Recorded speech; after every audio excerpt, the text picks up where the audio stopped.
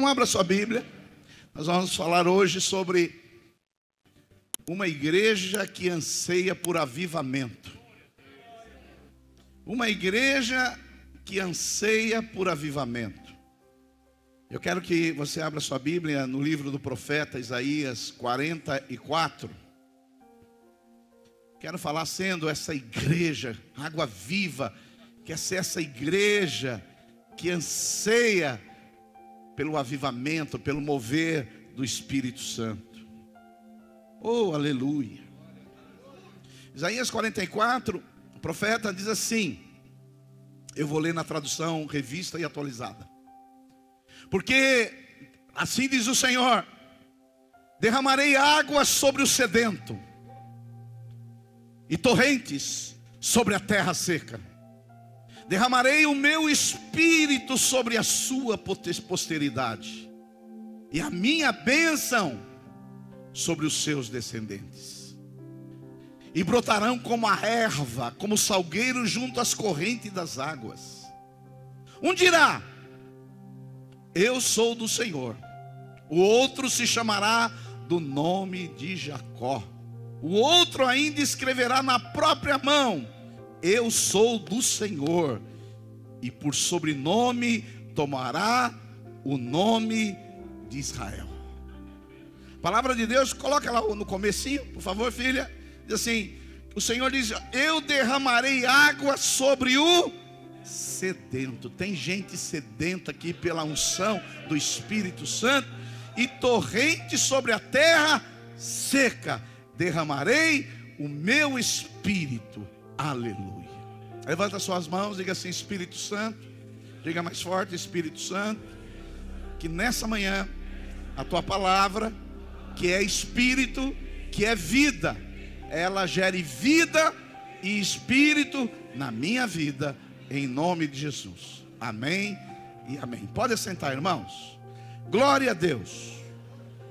Então nós vamos falar rapidamente sobre sendo uma igreja que anseia por avivamento, sendo uma igreja que deseja o avivamento, seja uma igreja que almeja o avivamento, sendo uma igreja que deseja ardentemente o mover do Espírito Santo.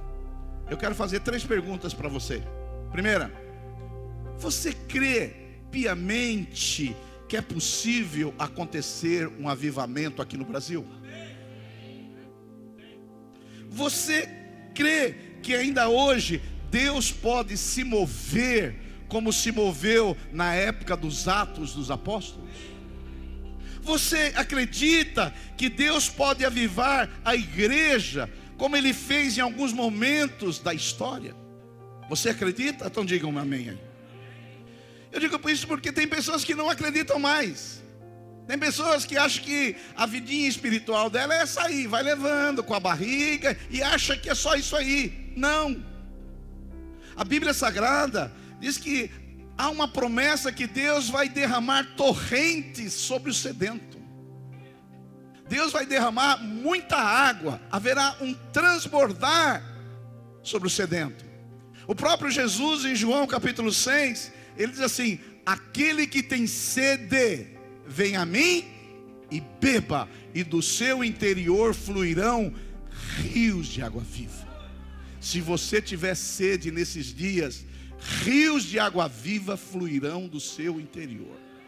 Diga aí para o seu vizinho: se você tiver sede nesses dias, rios de água viva fluirão do seu interior. Eu sei que muitas pessoas não acreditam mais em avivamento. Muitas pessoas acham que isso não vai mais acontecer, que o que tinha que acontecer já aconteceu. Mas eu quero dar um exemplo para você de avivamentos que aconteceram quando ninguém esperava. O primeiro avivamento que eu quero mostrar para você é que no século XVIII, na Inglaterra, a Inglaterra passava por uma decadência espiritual muito grande. E depois que houve o movimento do racionalismo francês, que trouxe o iluminismo pela Europa, e veio uma esteira, uma torrente de ateísmo sobre a Europa. Naquela época, A decadência espiritual era tão grande no século XVIII que nem os pastores acreditavam mais na Bíblia. Nem os pastores. Poucos pastores acreditavam que a Bíblia era a palavra de Deus no século XVIII. As igrejas ficaram vazias. Pregadores descomprometidos pregavam um sermão mortos para auditórios sonolentos. Os pastores desciam do púlpito e eles iam nas tabernas encher a cara de vinho e jogo e jogatina. Naquela época, no século XVIII, parecia um vale de ossos secos, que ninguém acreditava mais que a igreja pudesse ressurgir daquelas cinzas espirituais. Os estudiosos, os enciclopedistas da época chegaram a afirmar que em poucos anos a igreja seria banida completamente da Inglaterra e da Europa. Quando todos, na verdade, estavam esperando que isso ia acontecer, o fracasso, o término da igreja no século XVIII, Deus levantou um grupo de jovens, de estudantes da Universidade de Oxford, na Inglaterra, e esse grupo de jovens começaram a orar por avivamento. Eles se reuniam, esses jovens, na faculdade de Oxford, para chorar, se arrepender e confessar seus pecados e buscar a face e a presença de Deus. E numa dessas reuniões, precisamente na madrugada de 31 de dezembro de 1739, às 3 horas da madrugada, naquela reunião de oração, os céus se abriram. O Espírito Santo veio, desceu sobre os estudantes e eles ficaram completamente embriagados pelo Espírito Santo. E os resultados desse mover de Deus foi que aquelas pessoas se levantaram no poder de Deus e começaram a pregar sobre o avivamento. As igrejas se encheram agora de pessoas famintas. Os templos não mais comportavam em multidões sedentas que vinham para as praças para querer mais de Deus. E este avivamento inglês atingiu toda a nação, ganhando centenas e centenas de milhares de pessoas convertidas para Deus. Quantos podem dar um glória a Deus por isso? Se Deus fez isso no século XVIII, você crê que Ele pode fazer agora? Um outro avivamento que eu quero falar para você aconteceu no século XIX. No século XIX é conhecido como o avivamento da Rua Azusa, em Los Angeles, nos Estados Unidos. Em 1905, um pequeno grupo de crentes afro-americanos, famintos por avivamento, e eles queriam avivamento, mas a igreja que eles frequentaram não queria avivamento, e eles foram expulsos da igreja. Eles começaram, esses irmãos que queriam avivamento e foram expulsos, começaram a se reunir nas casas, buscar sinais de avivamento, buscar manifestações espirituais, começaram a juntar pessoas famintas, começou a crescer um movimento de pessoas assim. O improvável líder do grupo era um senhor humilde, filho de ex-escravo, chamado William Seymour. Para Seymour, a mensagem da hora era: precisamos de um novo Pentecostes. Precisamos de um novo Pentecostes. Precisamos que os crentes não só tenham o Espírito Santo, mas que os crentes sejam cheios do Espírito Santo. O pastor Seymour, esse descendente de afro ex-escravo, ele com mais 7 pessoas se reuniram para orar em 1906 e procurar avivamento. Senhor, aviva, aviva, aviva a sua igreja. Os 7 que estavam lá foram batizados com o Espírito Santo, orando em línguas. 3 dias depois, Seymour, também o líder, que não tinha sido batizado no primeiro movimento, ele também recebeu o batismo de poder. E esse avivamento da Rua Azusa, com essa mensagem de fogo, começou a se espalhar pela cidade de Los Angeles, e começaram a crescer muitos movimentos, superlotaram casas. Aí eles tiveram que alugar um galpão, por isso que chama o avivamento da rua Azusa, porque esse galpão estava numa rua chamada Azusa. E finalmente, se você não sabe, esse avivamento da rua Azusa, ele resultou em 70% das igrejas evangélicas hoje. 70%, hoje são mais de 600 milhões de crentes que vieram desse mover, Assembleia de Deus, Avivamento Bíblico e muitas outras igrejas. Só estou dizendo para você, se houve avivamento no século XVIII, se houve avivamento no século XIX, você crê que pode haver um avivamento também no século XXI? Dá um glória a Deus aí, por favor, em nome de Jesus. E eu queria compartilhar com você aqui, rapidamente, 4 características por uma igreja que anseia por avivamento. Primeira característica está aí, versículo 3. O Senhor diz assim: porque derramarei água sobre o sedento e torrentes sobre a terra seca, derramarei o meu espírito. Primeira característica de uma igreja que anseia por avivamento é uma igreja que sabe que avivamento é uma promessa de Deus. Deus prometeu, Deus falou, Ele disse: eu vou derramar água sobre o sedento. Jesus, Ele confirma isso lá em João 7,37, dizendo que aquele que tem sede, vem a mim e beba, e do seu interior fluirão rios de água viva. Então, essa não é uma promessa feita por um homem, por um pastor.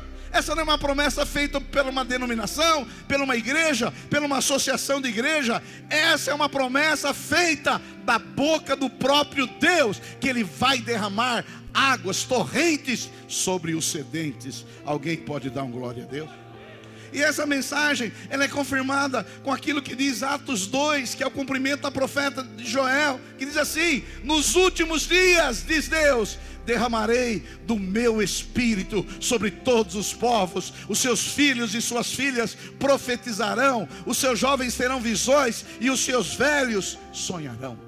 Esse avivamento aqui, deixa eu dizer para você, é um avivamento para criança, é um avivamento para adolescente, é um avivamento para jovem, é um avivamento para adulto e ala geriátrica da igreja. Esse avivamento é para você também.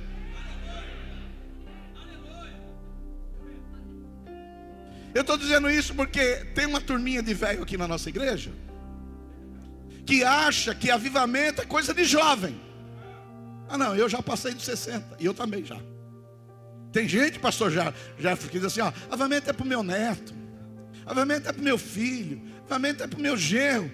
Eu quero dizer para você que tem mais de 60, que nem eu, o avivamento é para você também. Deus não vai ignorar a ala geriátrica da igreja. Deus tem avivamento para todos.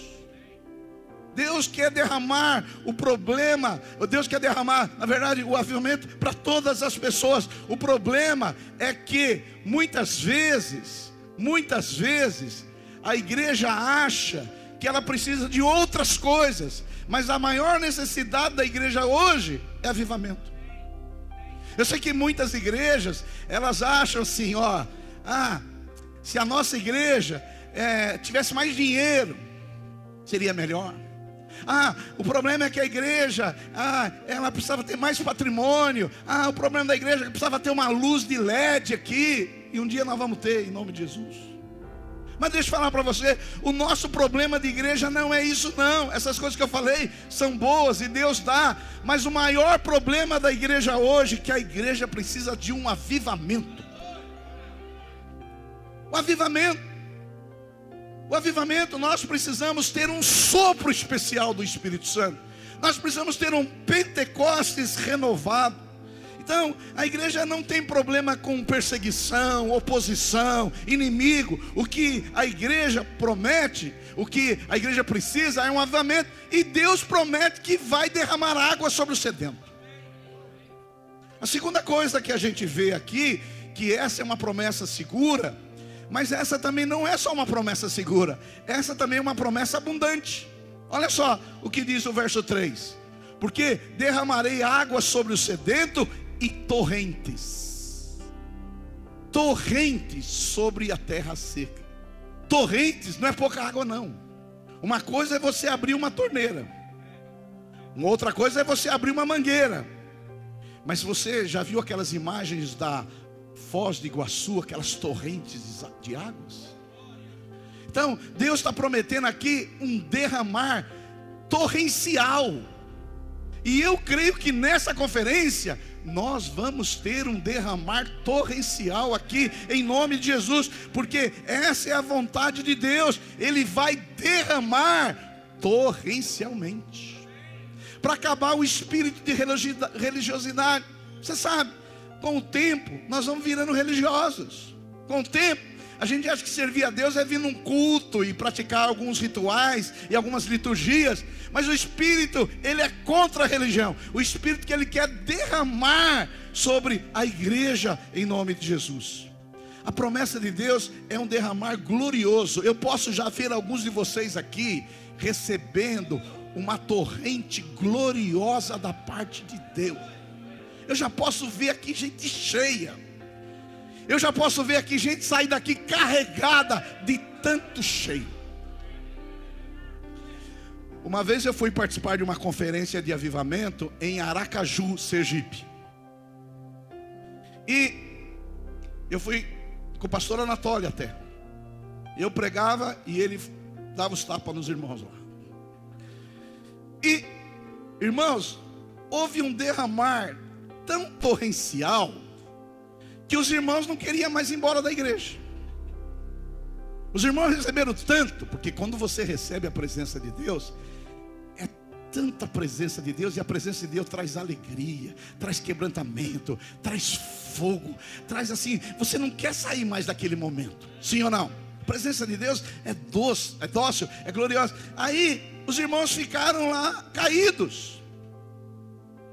E aí o pastor falou: mas já são de madrugada, já é de madrugada, eu preciso fechar a igreja.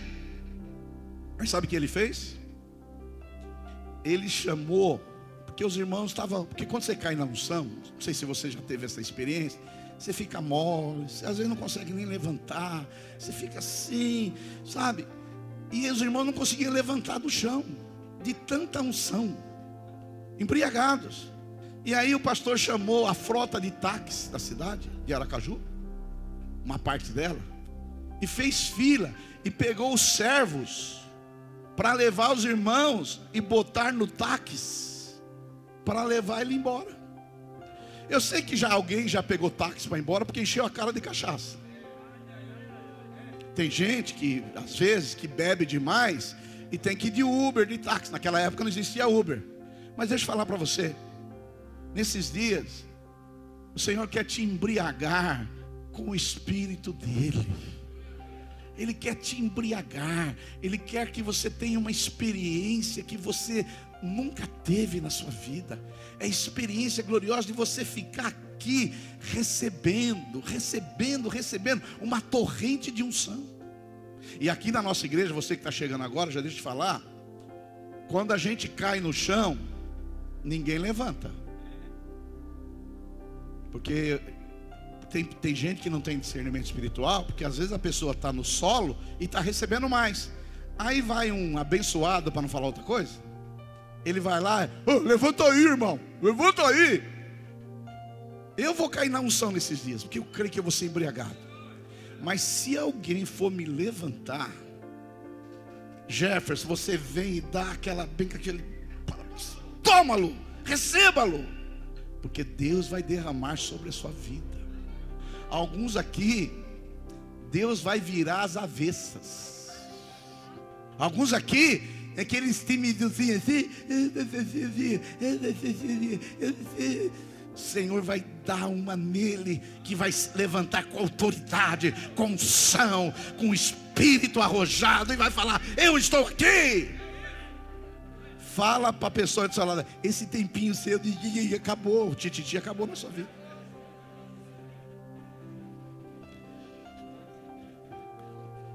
Madames, na conferência, as madames acho que estão desse lado aqui. Madames, não venha de salto alto na conferência. vai quebrar tudo. Venha do, como que chama salto baixo de mulher, não sei o nome. Preferência de sapatilha. Ah, pastor, eu vou vir com meu vestido social de sapatilha. Não sei. Você que sabe que vai vir. Muita unção, muita graça, muito poder. Temos orado muito sobre isso e cremos que haverá um grande derramar. Quantos podem dar um glória a Deus por isso? A segunda característica de uma igreja que anseia por avivamento, primeira característica, é uma igreja que sabe que avivamento é uma promessa segura de Deus e é uma promessa de um avivamento torrencial. Segunda característica de uma igreja que anseia por avivamento é uma igreja que sabe que avivamento é a maior necessidade da igreja. Então, quando as pessoas me perguntam, pastor, qual é a maior necessidade da igreja? A minha resposta é curta e grossa: avivamento. Pastor, mas a gente não precisa de dinheiro? Precisa. Pastor, a gente não precisa de líderes? Precisa. Pastor, a gente não precisa de ministério? Precisa. Todas essas coisas precisam e são boas, mas essa não é a maior necessidade. A maior necessidade da igreja é avivamento. E é interessante que nesse texto do versículo 3 aqui há um símbolo: porque derramarei água sobre o sedento. Você sabe que o Espírito Santo tem alguns símbolos na Bíblia. O Espírito Santo, às vezes, ele é apresentado como pomba, como óleo, como azeite, como fogo. E aqui, o profeta diz que o Espírito Santo se apresenta como água. Como água. E pastor, por que aqui o Espírito Santo ele é apresentado como água? Porque derramarei sobre água, sobre o sedento. Por quê? Porque sem água ninguém sobrevive. O Espírito Santo é essencial. Você pode ficar aí 40 dias sem comer. Você pode ficar, mas você não pode ficar muito tempo sem água, porque a água é essencial. A água é necessário para que tenha vida. Você pode ter o melhor terreno, você pode ter a melhor semente, você pode ter os melhores insumos, você pode ter os melhores adubos, você pode ter a melhor tecnologia, mas se você não tiver água, a semente morre e a terra não produz. A água é essencial à vida. Todas as nossas tecnologias não podem gerar vida. A gente pode botar um telão aqui, a gente pode ter um bom som, a gente pode ter uma boa imagem. Todas essas coisas são boas, mas o que nós mais precisamos é a água do Espírito Santo. Aleluia. Quantos podem dar um glória a Deus aí? Aleluia. Porque o Espírito Santo é aquele que faz tudo na nossa vida. O Espírito Santo que te convenceu do seu pecado. Você achava que você era um cara legal, mas o Espírito Santo lá convenceu que você é pecador. O Espírito Santo te levou a Cristo. O Espírito Santo te selou dizendo: você pertence ao Senhor. O Espírito Santo é aquele que te santifica. O Espírito Santo é aquele que te batiza com fogo. O Espírito Santo é aquele que esculpe em nós, forma em nós o caráter de Cristo. Por isso nós precisamos ser cheios do Espírito Santo. A água, além dela frutificar, a água também serve para purificar. Então a água é necessária, porque o Espírito, quando vem, tem coisas que você faz ainda que são erradas, mas você não tem consciência disso. Mas quando você recebe a água, a unção do Espírito Santo, o Espírito Santo começa a mostrar coisas erradas na sua vida, coisas que você precisa mudar, para que você tenha a beleza de Cristo, o caráter de Cristo, e se pareça com Cristo. Aleluia. Por isso que eu creio que nessa conferência tem pessoas que receberão um inundar tão grande do Espírito Santo, que Deus vai mostrar alguns pecados para ela. Que tem pessoas que fazem coisas erradas e não sabem que é pecado. Uma vez entrou uma moça aqui na igreja de mini saia. Aí um irmão falou assim para mim: pastor, tem que falar com essa moça, porque fala para ela que ela não pode vir de mini saia na igreja. Eu falei: aqui não é lei, filho. Aqui a gente não anda pela lei, a gente anda pelo Espírito. O Espírito Santo tem que convencer ela. É interessante que depois de algum tempo o Espírito Santo convenceu, e aí ela melhorou a roupa dela. Então, se você está com mini saia aí, o Espírito Santo já está falando com você. Só estou dizendo para você que estou dando um exemplo ruim, mas o Espírito Santo, ele mostra coisas na nossa vida que não agrada a Deus, que tira a beleza de Cristo em você. Só o Espírito Santo pode fazer isso na nossa vida. Porque se você crê em Jesus, você sabe que sem o Espírito Santo não há vida. Nós vamos fazer essa conferência, mas se não tiver o Espírito Santo, é apenas uma palestra, é apenas um show musical, um show gospel. É o que acontece em muitos. Mas o que nós mais precisamos é do Espírito Santo. O Espírito Santo vai gerar arrependimento, o Espírito Santo vai gerar convencimento, o Espírito Santo vai convencer quanto que você é um filho amado, quanto você é uma filha amada. O Espírito Santo vai mostrar o propósito que Deus tem para a sua vida. Eu participando dessas conferências, e é uma área que eu gosto muito. Uma vez nós estávamos participando de uma conferência lá no Clube Tietê, em São Paulo. E eu estava lá pregando, e na hora que eu estava pregando, eu estava orando, Espírito Santo, eu quero ter uma experiência maravilhosa com o Senhor. Quando eu desci a escada, tem um menino que pulou em cima de mim. Ele pulou, e eu falei, se quer ir para o pau, vamos para o pau. Vocês sabem. Aí é Corinthians. Vamos falar menos do Corinthians agora.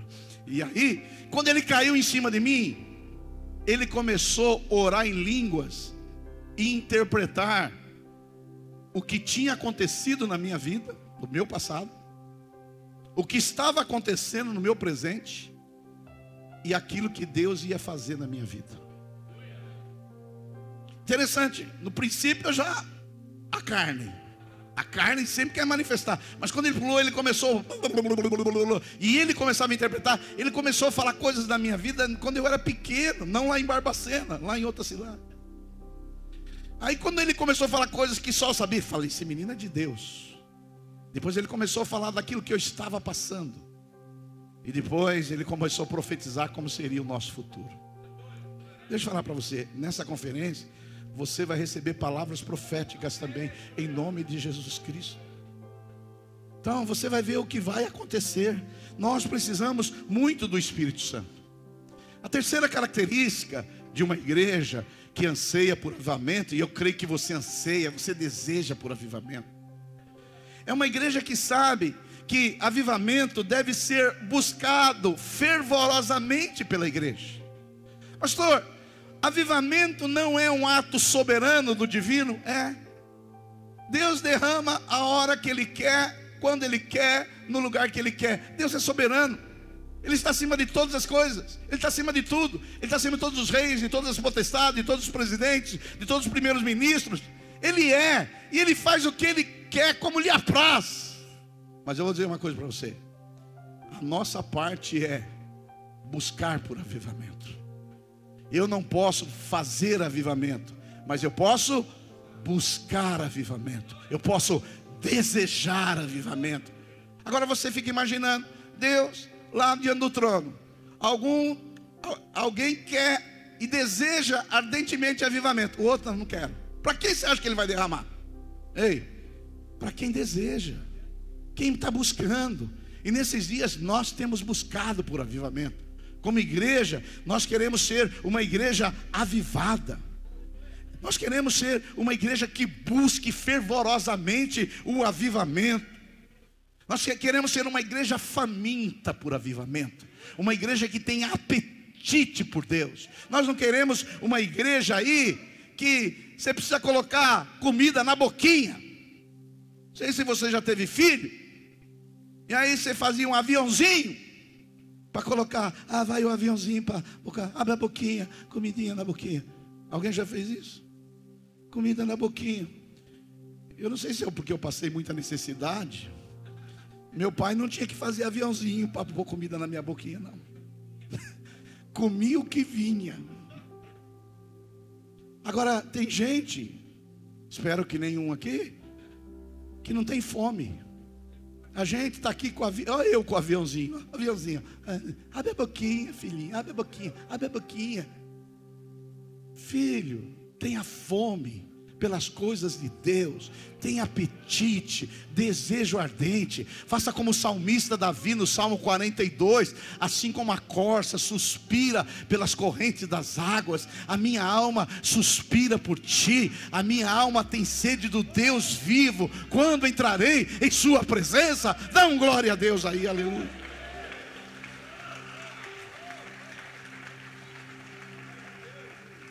Nós queremos ser essa igreja que tem sede.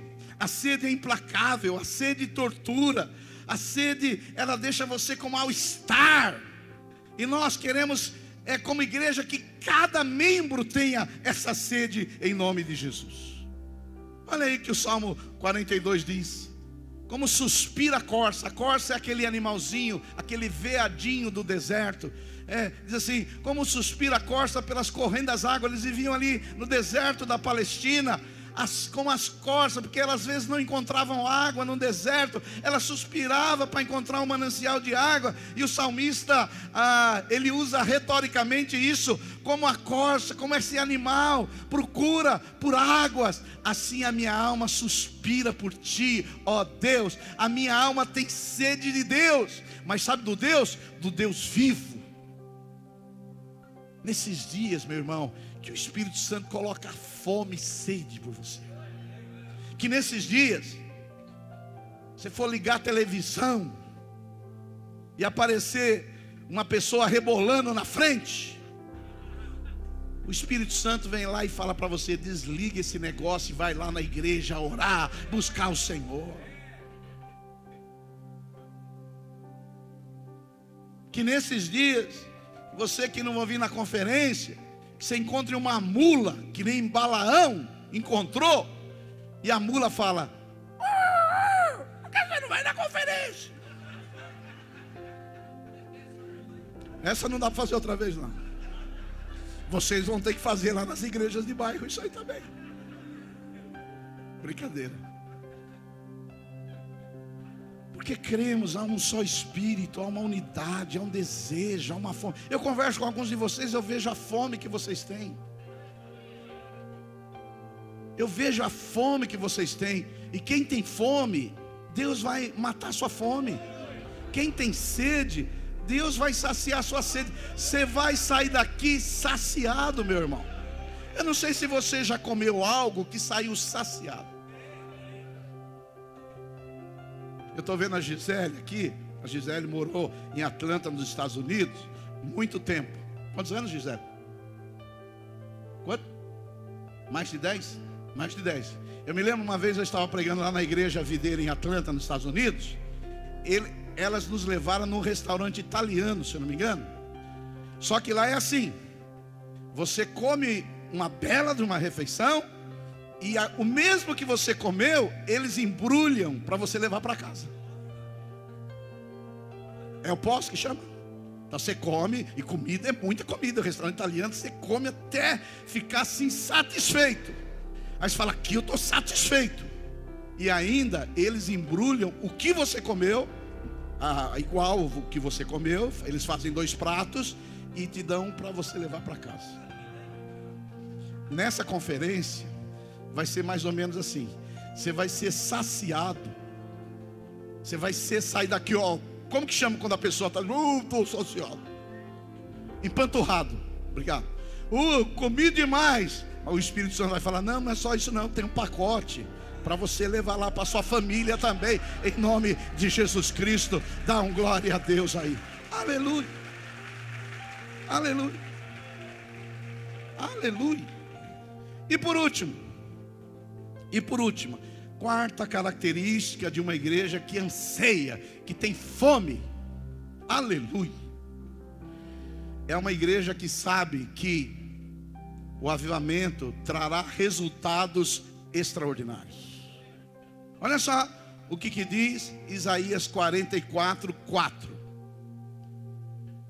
As torrentes serão lançadas sobre as águas secas, sobre a terra seca. As torrentes vêm sobre a terra seca.